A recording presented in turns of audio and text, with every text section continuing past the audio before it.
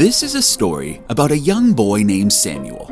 Although he came from humble beginnings, Samuel would go on to become a powerful prophet and one of the most important people in the whole Bible.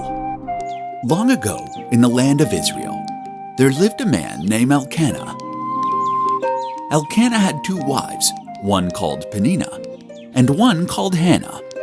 Elkanah and Peninnah had children together, but so far he and Hannah were not able to have a baby together. Hannah was very sad because of this, as she wanted a child more than anything. She was very kind, honest, a holy woman, and even though she could not give him a child, she was still Elkanah's favorite wife. Peninnah, on the other hand, was not so nice. She constantly made fun of Hannah for not being able to have a child, and thought that she was much better than her. Whenever she could, Peninnah would make sure to bully Hannah for not having children, and this only made Hannah feel sadder.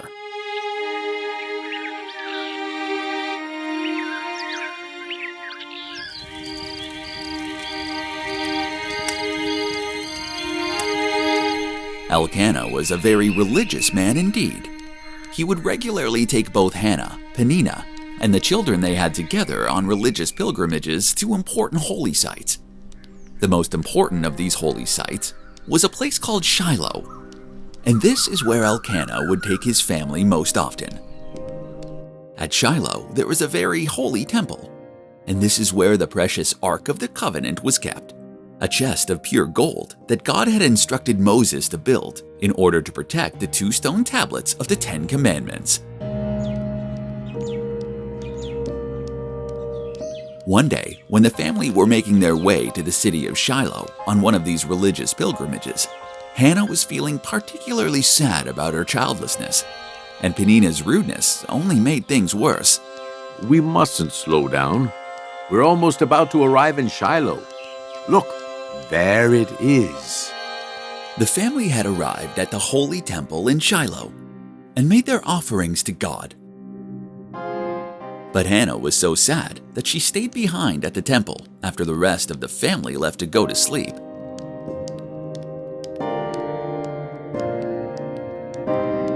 You may go, but I wish to stay and spend further time with God.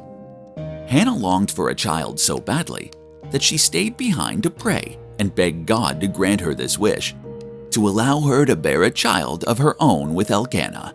Oh, please, Lord, how badly I wish to have a child.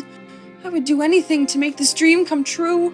Should you listen to my prayer and offer me a child with Elkanah, I would make sure the child's life is dedicated to serving you. As Hannah was mumbling her prayers, a priest named Eli, who was also at the shrine, could hear her mumbling. At first, he thought that Hannah might be crazy. Are you okay, young woman? I can hear you talking to yourself. Are you unwell? But Hannah quickly explained herself. No, certainly not. You see, I have no children. Yet having a child is my one greatest wish. That is why I'm here, praying to God that He may grant me a son. I've promised that if I do manage to have a child, his life will be completely devoted to God and will serve the Lord well. Eli quickly saw that Hannah was in fact telling the truth. He was very impressed with Hannah's devotion to God, and he hoped that her prayer would be answered. He offered to bless her, and she accepted. Are you unwell? Allow me to bless you, so that your prayers may be answered, and you bear a child. After this, Hannah returned back to her husband Elkanah and the rest of her family. Soon enough, Hannah's prayer was answered, and she became pregnant. The couple were blessed with a son, who they named Samuel. When he was born, they never could have imagined the incredible life their little boy would go on to lead, as he eventually became one of the most holy prophets in the entire Bible. After nursing Samuel for the first few years of his life, the family once again made their pilgrimage to the holy city of Shiloh. When they arrived at Shiloh, they met the priest Eli once again. He was glad to see that God had answered Hannah's prayer and granted her a son. Hannah, how lovely it is to see you again after all these years. And I see you have a son. What is his name? His name is Samuel, and he is now 5 years old. I have brought him here to stay true to my promise to God. I prayed that he would give me a child, and that this child would then live to serve his word. I am an honest woman, and I intend to keep my promise. I have brought my beloved Samuel here so that you may raise him here at the temple and show him how to devote his life to God." Eli was very impressed with Hannah for staying true to her word and honoring the promise she had made to God in exchange for this miracle. What marvelous news! With parents as fine as you two, I'm sure young Samuel here will make an excellent servant to God. I would be happy to take him in and raise him as a disciple of the Lord. Mother, if I live here, does that mean I will never get to see you again? Don't worry, my dear Samuel. I will come to visit you often, and I am so excited to see you grow up and become a valuable follower of God. For without him, you would never have come into my life, my beloved boy. Come here, my boy. And so Samuel went with Eli and began his new life as a disciple of God, living and studying in the temple under Eli's guidance. Several years later, when Samuel was 12 years old, he began his special relationship with God that would change Israel forever. You see, at this time, God was not sending many messages to his people. In the past, there had been many prophets, and God often sent his word to man. However, at the time of Eli and Samuel, God had been unusually quiet for quite some time. However, all this was soon about to change. When one night, Samuel headed to bed for the night. While in bed, Samuel heard a voice calling his name. Samuel, Samuel. Samuel could not understand where the voice might be coming from, so he assumed it was Eli calling out to him. But when he went to Eli, Eli was just as confused as Samuel. It wasn't me who called you. You must have imagined it. Just go back to bed. Samuel did as he was told. However, 2 more nights, the same thing happened again and again. After the 3rd time that Samuel came to him, wondering about this mysterious voice that was calling out his name, Eli realized that the voice was the Lord's, and that the Lord was trying to reach out to Samuel with a message. Eli instructed Samuel on how to answer if he heard the voice calling to him. If you want God to reveal his message to you, you must answer like this. Speak, Lord, for your servant hears. One night, when the Lord again called out to Samuel, he responded as Eli had instructed him to. Samuel, Samuel. Speak, Lord, for your servant hears. And once Samuel replied, the Lord revealed himself. Samuel, I come to you with a message. The sons of Eli, your mentor, are wicked in their ways. They have acted badly, and this wickedness will result in the destruction of their family. The sons of Eli will not be the next great priest of Israel. You will be. And then the voice stopped, and God left Samuel with this shocking message. The next morning, Samuel met his master at the temple, but Samuel was confused. God had said that Eli's sons would face destruction. Samuel was nervous to relay God's message to Eli in case he became upset. But Eli could sense that Samuel had something to say. Samuel, my boy, what is it? Samuel hesitated. Well, God spoke to me last night once again. This time, I answered his call. I'm not sure I should repeat what he said. But Eli was a man of God and would accept God's word no matter what. Fear not. Whatever the message was, I want to hear it. And then Samuel told Eli what God had said to him. God warned me that your real sons face destruction. They have been wicked throughout their lives, and your family will suffer for this. Your family line will not continue, and your sons will not be the next great priests of Israel. While this was sad news to Eli, he was not entirely surprised. Before Samuel, others had told him of his son's wickedness. He accepted the Lord's word as Samuel had told it. If this is true, so be it. The Lord must do whatever seems right to him. And so Samuel's time as the prophet of Israel begun.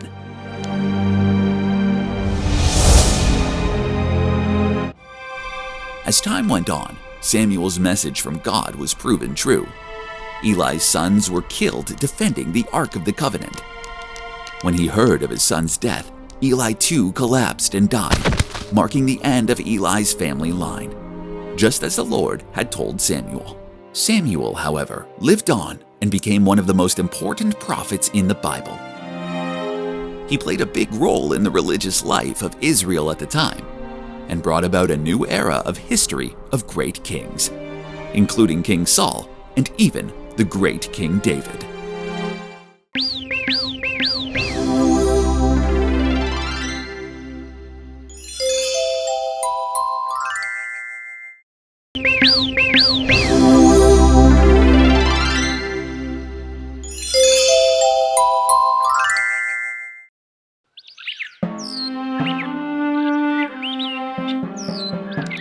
Just after the time that Jesus lived, his devoted followers were working hard to make sure his message continued to spread.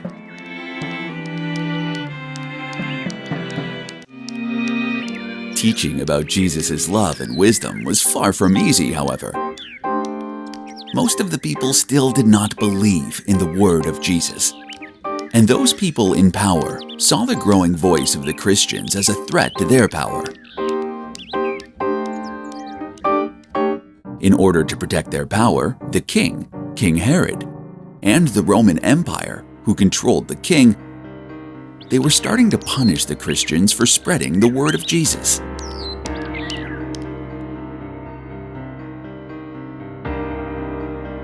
The first of Jesus' 12 followers to be punished was James, the brother of John. The king had ordered for James to be arrested, and then he was put on trial. At the end of the trial, King Herod ordered that James should be executed. And so, he was put to death.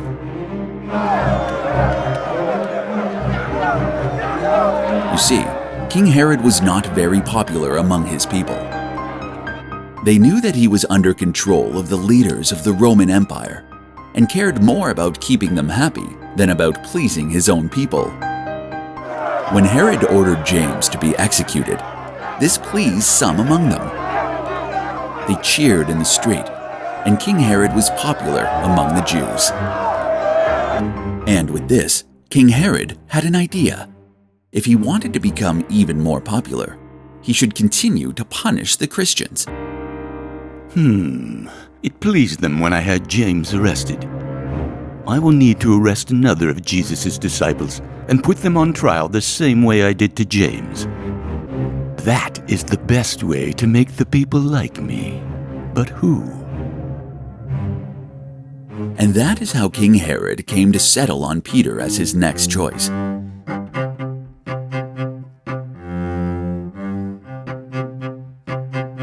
He decided to arrest Peter and put him on a public trial. However, there was a problem. It was during the middle of the important Jewish holiday, the Feast of the Unleavened Bread, or Passover. This feast lasted for a week, and King Herod knew that he would have to wait for the festival of Passover to end before he could begin the trial.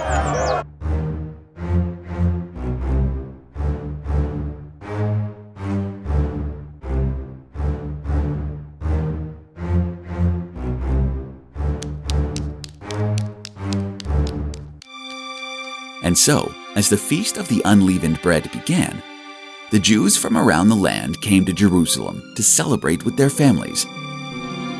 King Herod sent his men to arrest Peter and take him away to be imprisoned.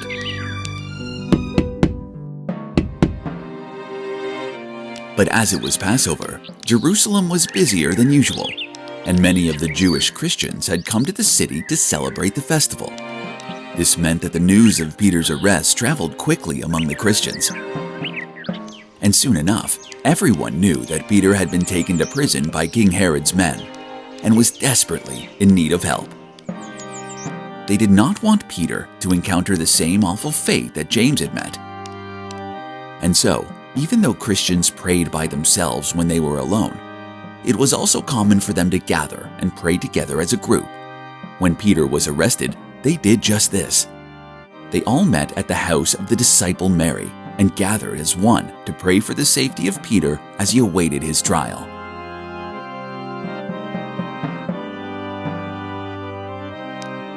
Meanwhile, the guards took Peter to his cell. The prison was heavily guarded, as King Herod wanted to make sure there was absolutely no possibility for Peter to escape. And even if Peter could have gotten out of his cell, he would still not be able to escape.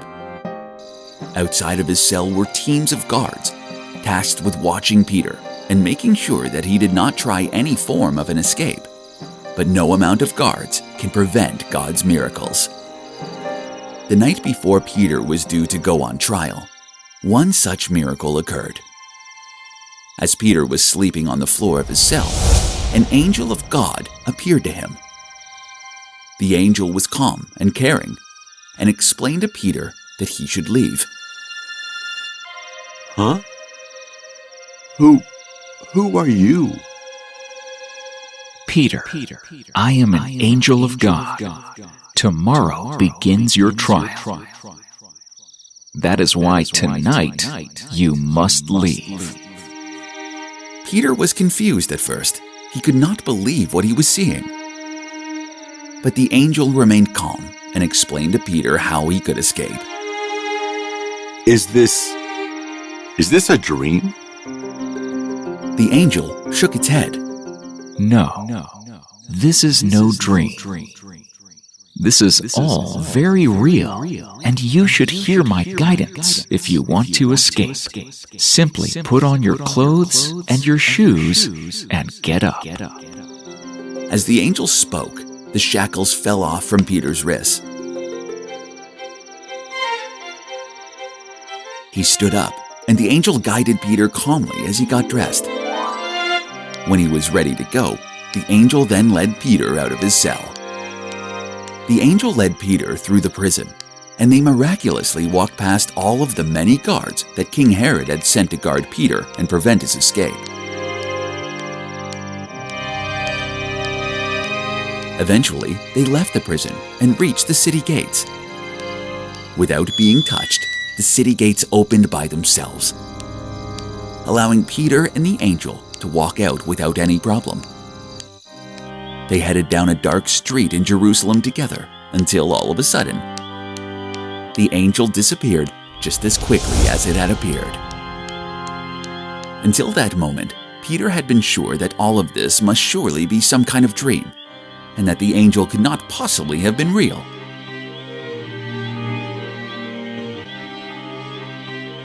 But once the angel disappeared and Peter was all alone on the streets of Jerusalem, he understood that this was in fact real. He was free. God had spared him, but he was not safe yet. With no time to waste, Peter quickly hurried through the streets of Jerusalem towards the house of Mary, where he knew he could find other followers of Christ and be safe from Herod's men. When Peter arrived at Mary's house, he knocked on the door and waited for someone to answer. A young servant girl named Rhoda came to answer the door. It's me, Peter.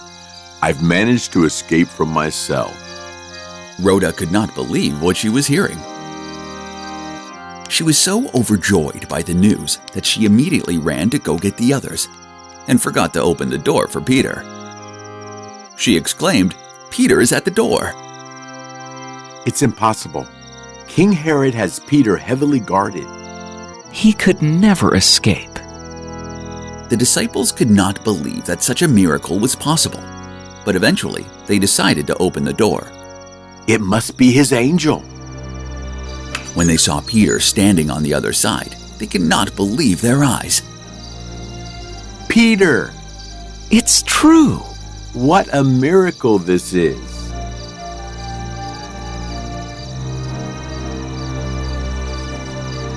Tell James and the other brothers and the sisters about this. They welcomed Peter in with joy and were glad that they had gathered together to pray for his safe return.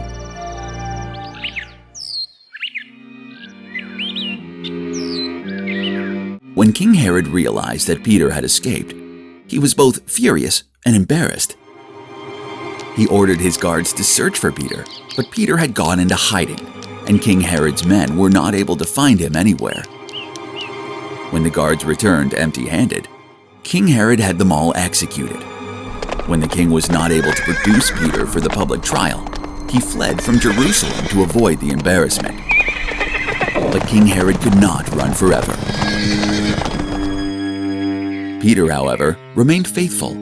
He prayed with his fellow Christians, just as they had prayed for him during his hour of need. Through their faith and commitment to God, King Herod's attempt to silence the word of Jesus failed. The end.